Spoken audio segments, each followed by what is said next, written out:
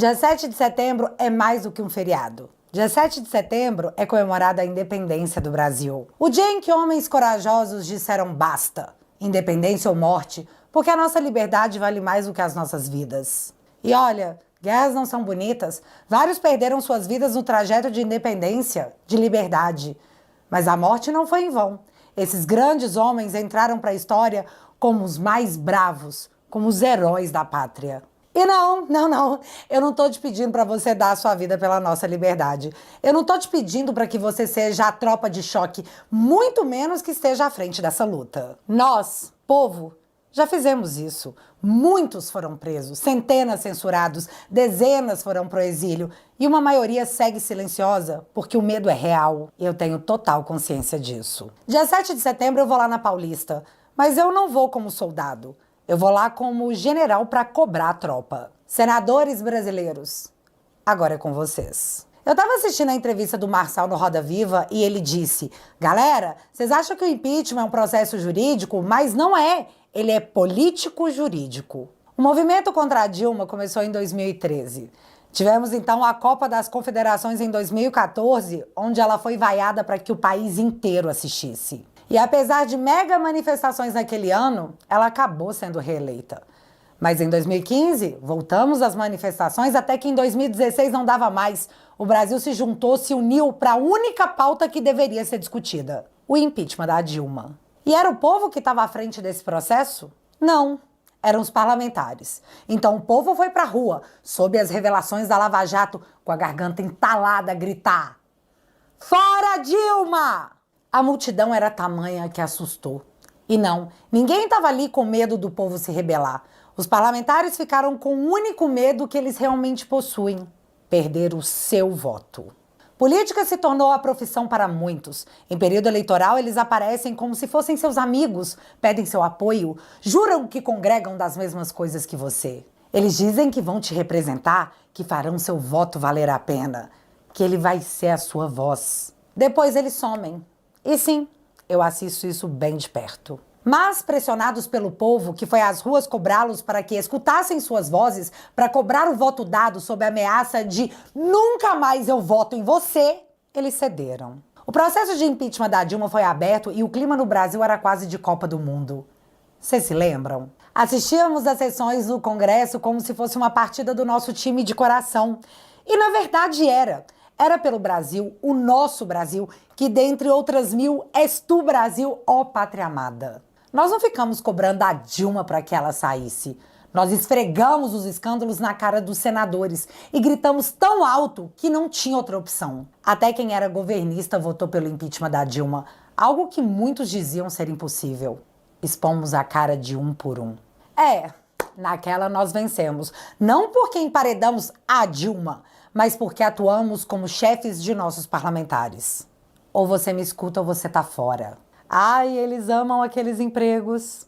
E agora, anos depois, estamos aqui vivendo novamente esse momento com a mesma oportunidade. Não sob a luz das revelações da Lava Jato, mas sob as revelações da Folha, uma mídia tradicional que durante muito tempo apoiou o avanço do excesso em nome do tal bem maior que nunca veio.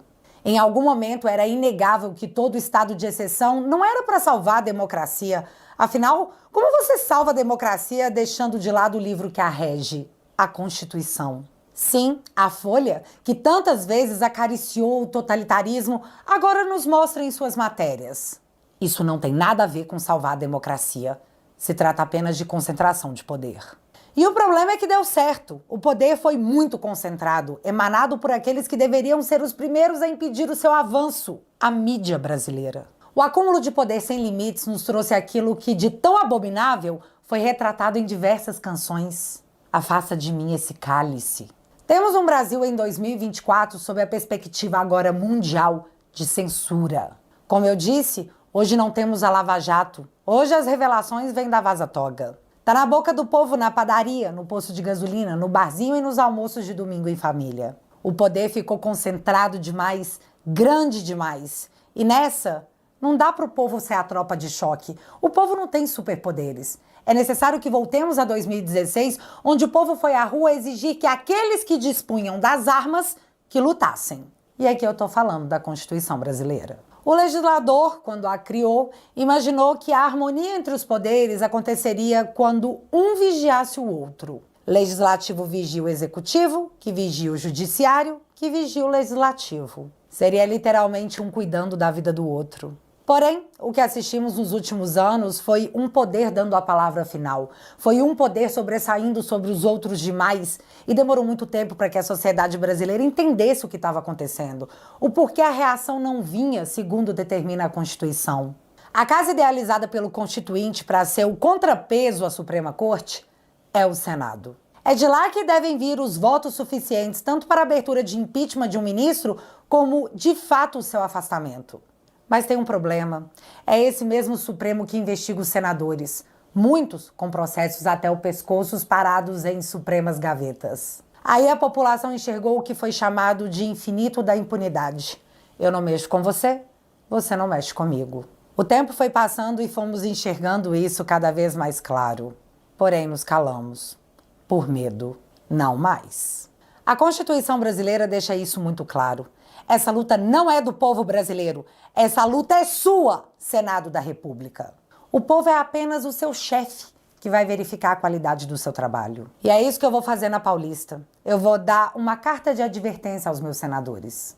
Eu vou dizer que ele está sendo observado, que o seu trabalho está sendo avaliado e que a sua demissão depende apenas de que suas funções sejam cumpridas, como manda o regulamento, que é o nosso contrato de trabalho. A Constituição que diz: todo o poder emana do povo que o exerce por meio de representantes eleitos. Eu poderia gritar sozinha, admito, mas eles não escutariam. Eles estão longe demais em Brasília, em seus confortáveis gabinetes pagos pelos nossos impostos. Para que eles nos ouçam, teremos que fazer igual 2016. E dessa vez, não é apenas o Brasil que registrará o momento, é o mundo, porque o mundo está nos olhando para sabermos o que queremos, o que vamos fazer, se estamos de boa com tudo isso. Você tá de boa? Cara, direito seu. Regimes autoritários geralmente agradam uma parte da população que se beneficia dele, mas ele não deixa de ser autoritário por isso. Mas se você também não tá de boa, esse direito também é seu. E em vez de gritar sozinho, é mais fácil juntar as nossas vozes na esperança de sermos ouvidos. E seremos.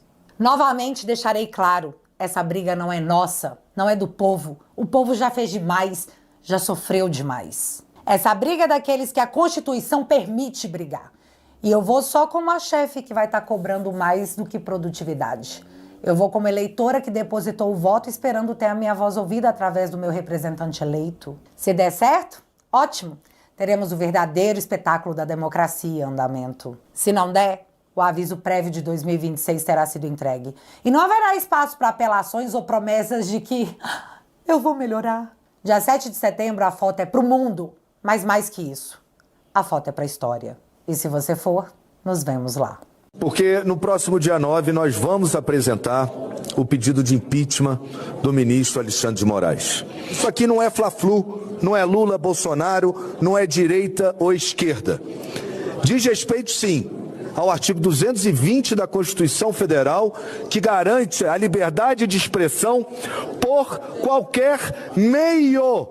E hoje o que a gente vê é a censura na caneta de um único ministro e alguns outros comparsas, e vou me referir assim porque o são, que calaram 22 milhões de brasileiros.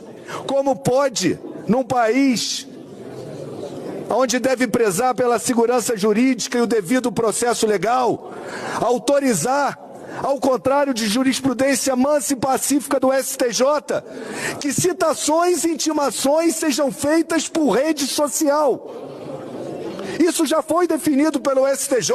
Isso não foi a vontade de nenhum de nós, legisladores. Podemos até nos debruçar, mas nesse momento, na caneta, passando mais uma vez por cima desse Senado para mudar o processo civil.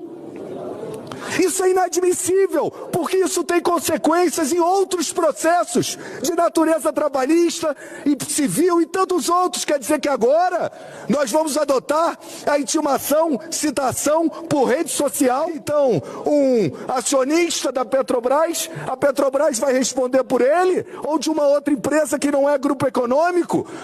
Como pode? Ou isso é casuístico? E aí eu vou dizer a palavra certa, é exceção, porque o que parece, senhor presidente, é que vivemos num estado de exceção, um estado de perseguição, aonde a vontade de uma pessoa, um magistrado, prevalece sobre o Congresso Nacional que Vossa Excelência preside, presidente.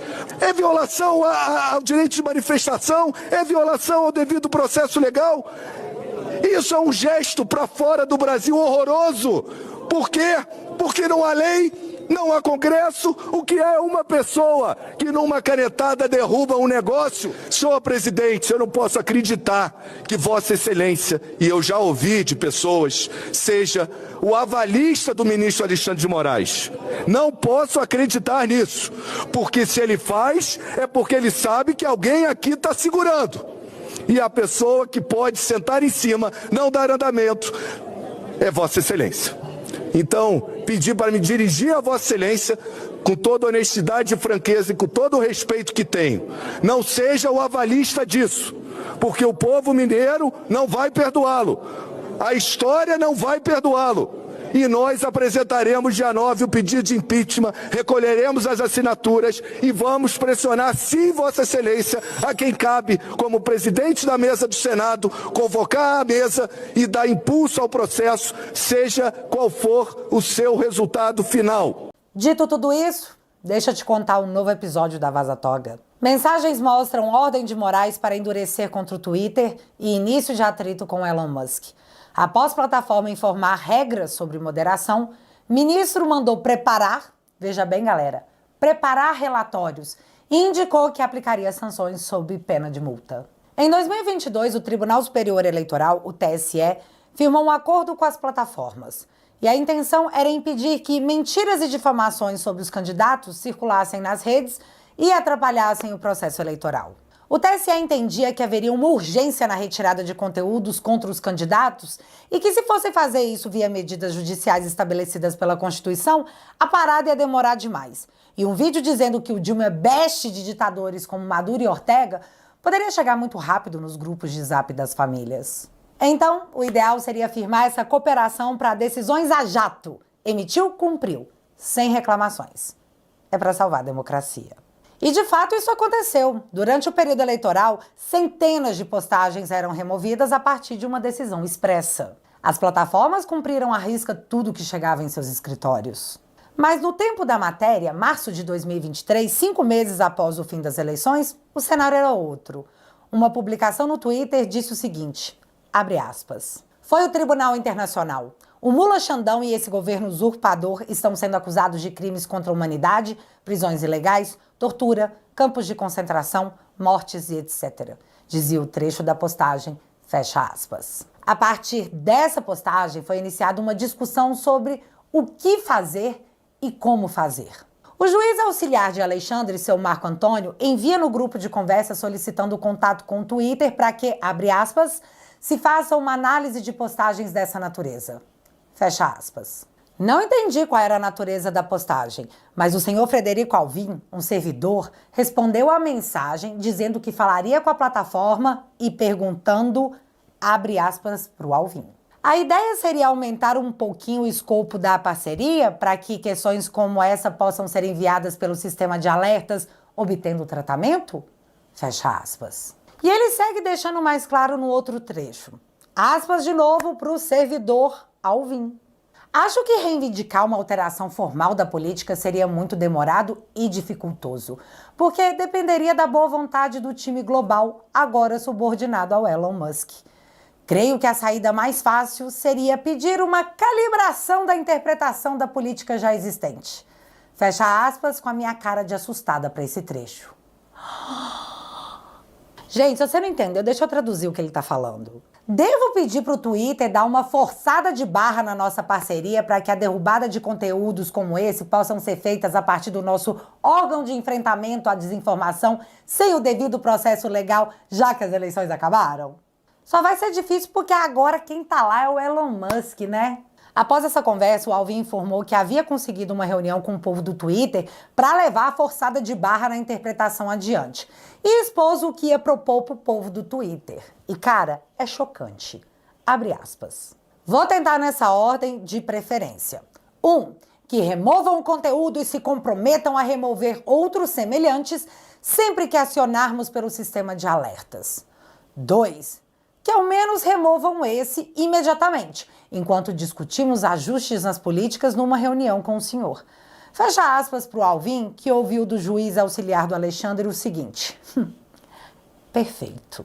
Então o servidor Alvin disse que ia chegar no Twitter, meter o pé na mesa, dizendo que é para bloquear os alertas que eles enviam. Mas que se não der certo, ele ia pedir humildemente que pelo menos esse, o que eu li para vocês, fosse excluído até que eles decidam o que dava para fazer a respeito. Porque imagina só não bloquear imediatamente alguém que falou que Alexandre estava cometendo crimes contra a humanidade, como as prisões em massa e tal. Como que os minions do Alexandre iam reportar tamanha ineficiência? Após o comunicado de seu plano mirabolante, o servidor Alvin explicou que com a galera do Musk lá no Twitter, a coisa ia ser mais complicada, já que após as eleições, eles não estavam mais praticando moderação de conteúdos e que as decisões de moderar o que pode ou não permanecer na plataforma estava sendo tomada por um colegiado. Mas beleza, rolou a reunião com um tal de Hugo e uma tal de Adela. E aí Alvin voltou no melhor estilo do cão arrependido, informando para os colegas que... Bem no melhor, mas não rolou, família. Vamos de aspas para a explicação do Alvin do porquê o Twitter se recusou a remover um conteúdo sem o processo legal e fora do período eleitoral. Trocando em miúdos, uma mentira desassociada de um risco concreto tende a não receber uma moderação.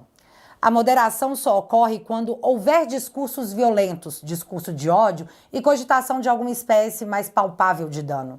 Incitação de um ato de depredação ou coisa do tipo. Com o detalhe de que o risco à democracia, por não ser tangível, não entra nesse conceito. Fecha aspas. Galera, o Alvin está dizendo que o povo do Twitter informou que só poderia remover o conteúdo, sabe, fazer a moderação do discurso, se rolasse um discurso de ódio, uma incitação ao ato de quebra-quebra, e que postagens como a citada não são um risco à democracia, sabe? Não era o caso. E na moral, como chamar um ministro de mula e dizer que ele está cometendo crimes contra a humanidade pode ser um ataque à democracia? Sério? Eu quero entender porque não ficou claro. Sem deboche, eu realmente não entendi como isso pode ser um ataque à democracia. A não ser que a interpretação de agora seja que os ministros da Suprema Corte são a democracia personificada. Aí eu perdi alguma coisa no meio do caminho e tô precisando me atualizar. Mas a matéria nos conta que o Alvin tentou explicar qual seria o crime apontado. Abre aspas. Tentei convencê-los a procederem à retirada, apontando que as regras deles prevêem como irregularidades os casos de assédio, incluindo insulto. Mas, na visão do Twitter, o insulto em si, sem risco à violência, não enseja moderação porque eles não estão tutelando a honra, mas, de novo, a segurança. Fecha aspas. Ou seja, ele tentou dizer que a publicação estava ferindo a honra do ministro ao insultá-lo. Então o Twitter deixa claro que não está lá para defender a honra de ninguém e sim a segurança, já que, se o ministro se sentiu com a honra atacada, existe na Constituição brasileira o crime tipificado ao qual ele pode abrir uma ocorrência a respeito e seguir todo o processo legal que a própria Constituição brasileira já prevê. É tipo assim, a publicação está ameaçando o ministro? Está colocando em risco a vida dele ou de seus familiares? Não? Então processo o responsável como manda a lei, meu querido. E se for chorar, manda áudio. Não, mentira, ele não falou isso não. E então, após esse receba! Com a Constituição esfregada em suas faces, o juiz auxiliar do ministro Alexandre diz que pegou o recado e que ia contar tudo para sua mãe. Não, mentira de novo. Ele disse que ia repassar as informações para o ministro Xande para saber o que fazer a partir dali. E de fato foi o que aconteceu. Ele contou tudo para o Xande, que veio com o direcionamento do que deveria ser feito. Vamos de aspas para o auxiliar de Alexandre, que replicou no grupo as palavras do próprio ministro.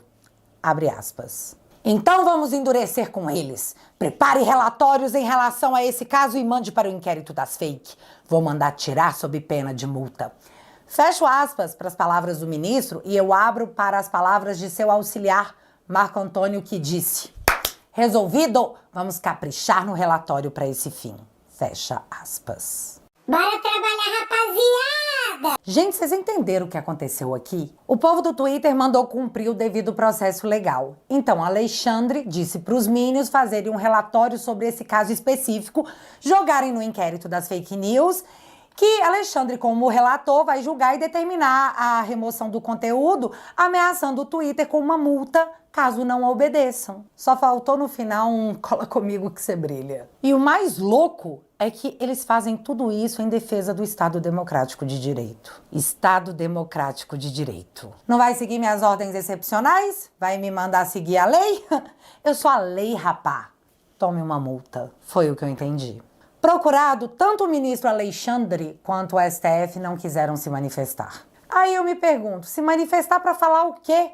Que tá tudo dentro dos inquéritos? Sim, nós estamos vendo. Ele encomendando um relatório para ir para o inquérito, fora do período eleitoral, que foi julgado pelo próprio ministro, e tá tudo certo porque foi só para salvar a democracia. E isso tem que estar absurdamente claro para todo mundo que não quer ser preso ou ter a conta derrubada. Em seu embate com Musk, Alexandre também determinou a apreensão de bens da Starlink, num processo inédito que pode gerar um caos jurídico no país.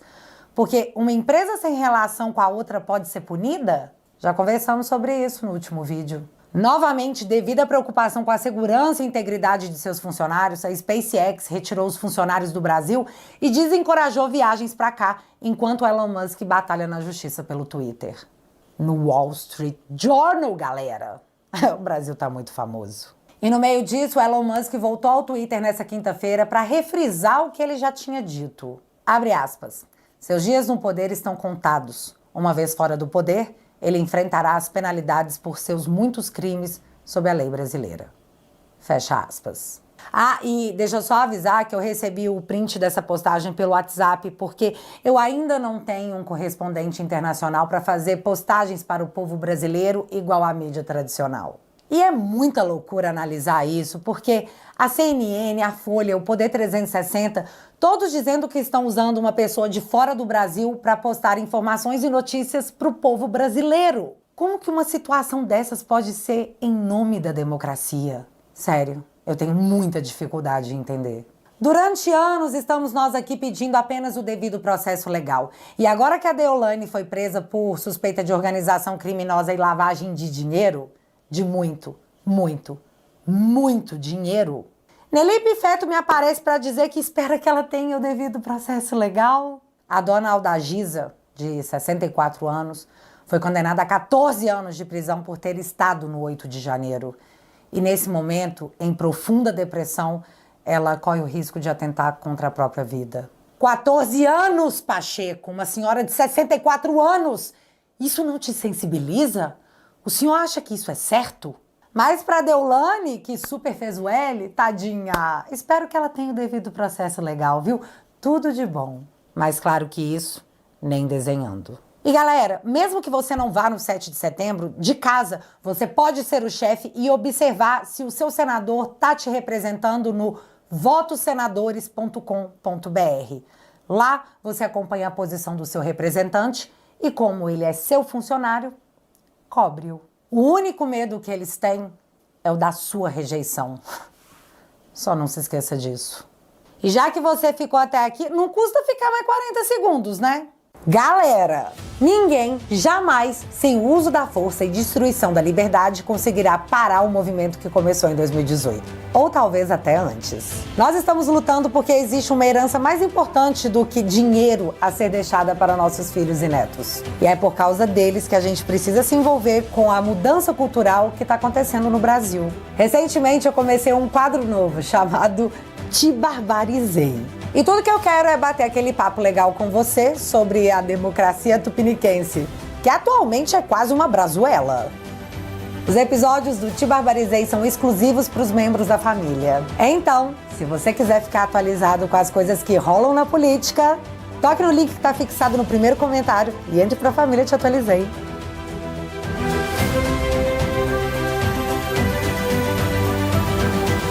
No teatualizei.app você tem a oportunidade de financiar o meu trabalho, que dá muito trabalho e que eu sei é uma gota no oceano. Mas para ser breguinha, não é de gota em gota que o copo enche. Em troca do seu apoio, eu te ofereço muitos conteúdos exclusivos que você só consegue ver por lá. como documentários, cultura pop, geopolítica e o nosso vídeo sagrado do sofá de toda semana. Portanto, se você quiser e puder, eu vou deixar o link fixado aqui no primeiro comentário e desde já, muito obrigada. E para finalizar, acredite sim em milagres, mas não dependa deles. Dia 7 a gente se vê. Fui.